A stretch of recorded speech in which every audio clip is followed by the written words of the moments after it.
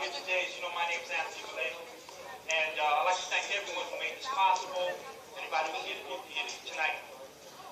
I know it's not necessary to preach to the converted, so permit me to acknowledge those who are called to serve others, and that's all of you here, so give yourself a loving hand for what you do. What we're here to do is very important. This is something we cannot fall asleep on. This is extremely important. Our rights that are being diminished and taken away are something that will never be returned to us without a fight. It won't be returned without a fight. So we're going to have to really pay attention to this one, okay? So the way we're going to do that, diplomatically, as students of history, it's okay, they're buying guns. As students of history, we strive to learn from the mistakes of the past to avoid from repeating them in the future, do we not?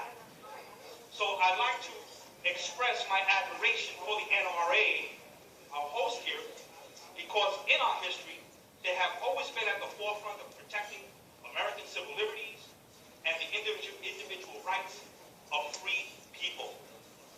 So they are a very important organization to us.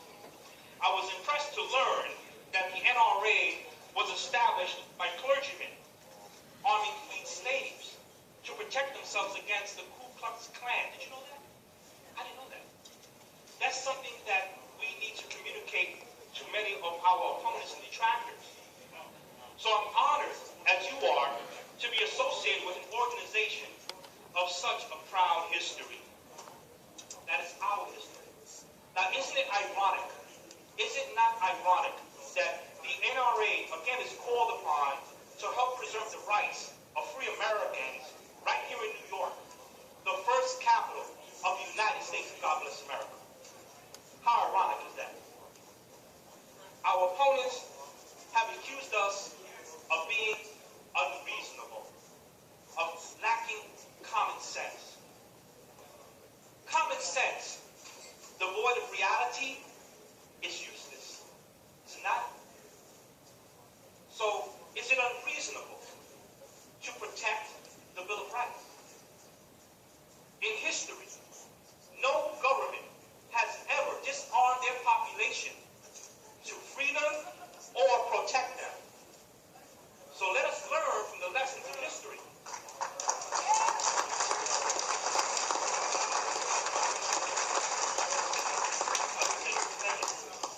It's true. Think about it. So it's not to offend anyone when we as students of history must look back and take advantage of the advantage of hindsight. It is the responsible and intelligent thing that free people and educated people must do.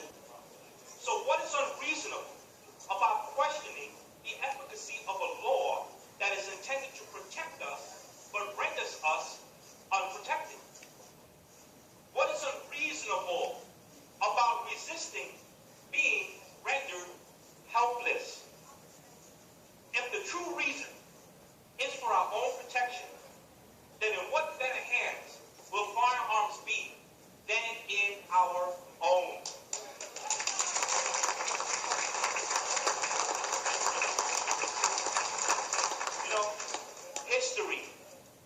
History has taught us that security without freedom is called jail. Let that sink in a moment. Security without freedom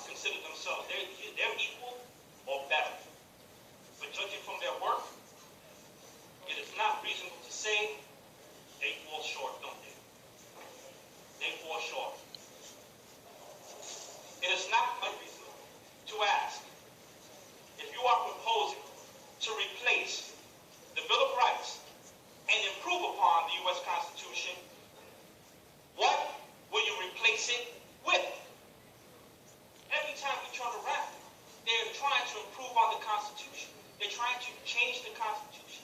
They want to replace it with these new laws. But what are they replacing it with? What do we end up with? So here's what they did. Here's how they improved it so far. Think about this. They replaced the First Amendment with elements of the Patriot Act that are not so friendly to freedom of speech. They replaced the Third and Fourth Amendment with the TSA and NDAA.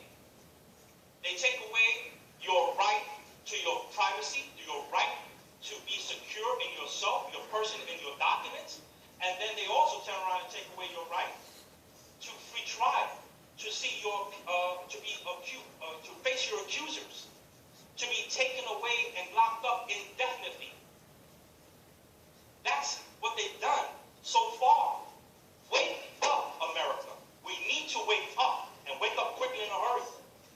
Now, apparently, they want to change or replace the Second Amendment with what looks, sounds, walks, and talks like the Nazi gun law of 1935. Now, don't get me wrong. This is not just empty rhetoric, and it's not meant to offend. We're all educated people here. We have more than a high school education in this room.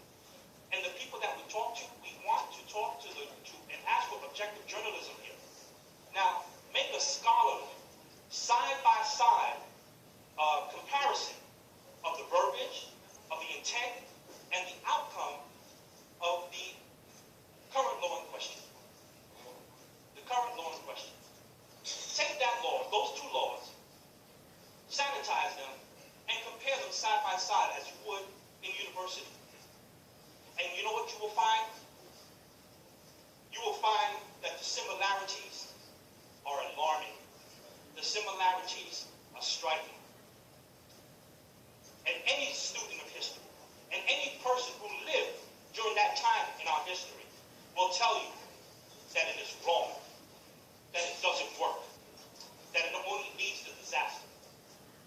It is our firm contention that our government should not make even a baby step, not even a baby step, in that direction under the pretext of protecting us from ourselves. Can you believe that?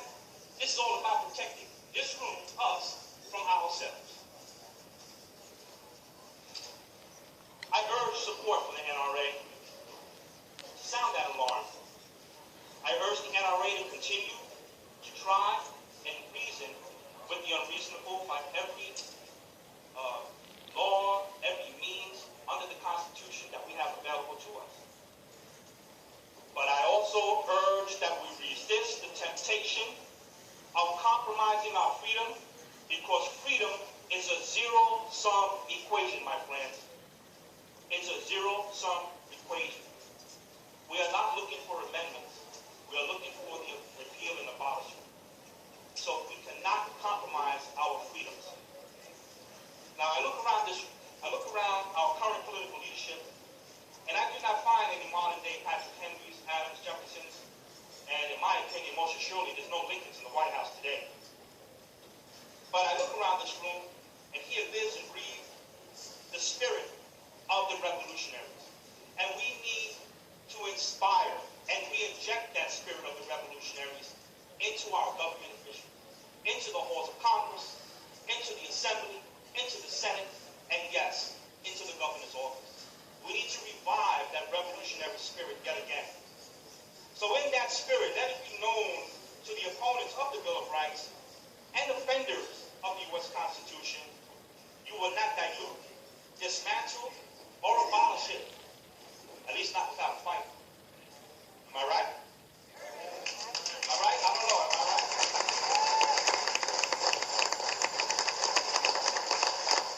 Not without a fight. Since we have tried to reason with them in the language of the Constitution, perhaps in a lighter note, perhaps our star-struck New York governor who wants to suppress our gun rights, yet he wants to give a waiver to movie makers instead. Maybe he'll better understand us if